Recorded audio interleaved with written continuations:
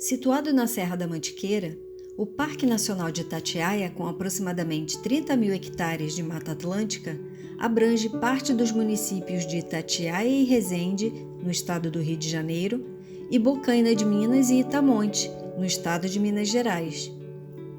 Localizado próximo à rodovia Presidente Dutra, o parque apresenta altitude variando de 600 a 2.791 metros, do seu ponto culminante, que é o Pico das Agulhas Negras, o quinto ponto mais elevado do Brasil. Ao longo da montanha, até cerca de 2.000 metros de altitude, predomina a floresta umbrófila densa.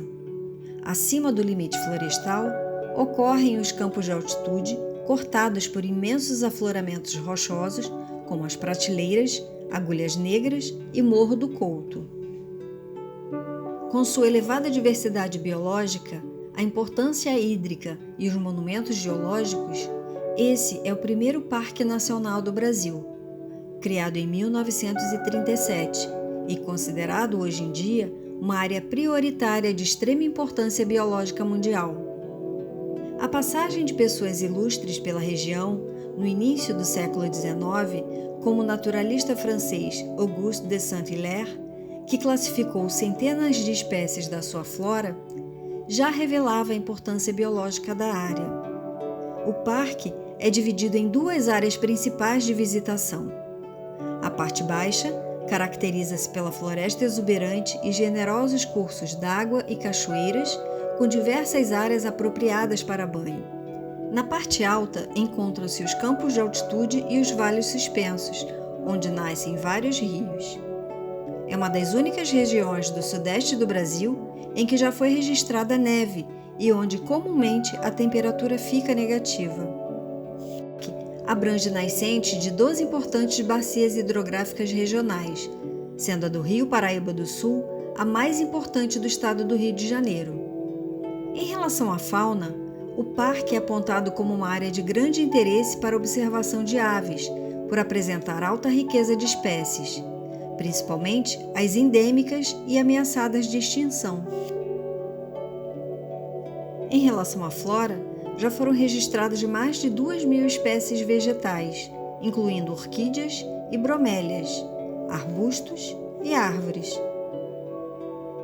Alguns representantes vegetais se destacam na floresta como o palmito jussara e a araucária. Essas duas espécies fornecem recursos alimentares para a fauna, incluindo nós, humanos. Por conta do extrativismo ilegal, essas espécies estão ameaçadas de extinção.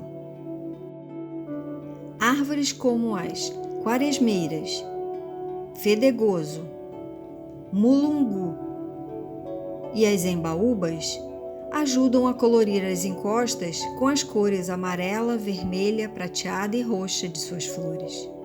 Nos campos de altitude, o aspecto da vegetação é outro, com destaque para arbustos e arvoretas, além das plantas que ocorrem sobre rocha, as samambaias e ainda as bromélias e cactos, que também estão ameaçados de extinção. Em relação à fauna, quem se destaca são os insetos, com mais de 50.000 espécies catalogadas até o momento.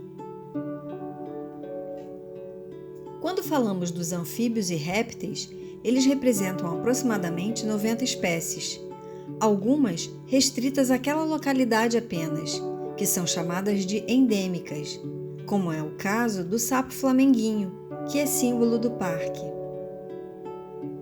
As aves são cerca de 400 espécies, incluindo as endêmicas e as ameaçadas de extinção.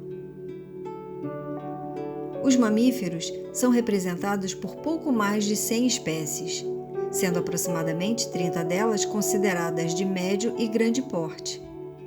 As queimadas, a caça e extrativismo vegetal, além da presença de espécies exóticas como o javali, são atualmente alguns dos principais problemas a serem enfrentados pela equipe gestora do parque, que é administrado pelo Instituto Chico Mendes de Conservação da Biodiversidade, o ICMBio.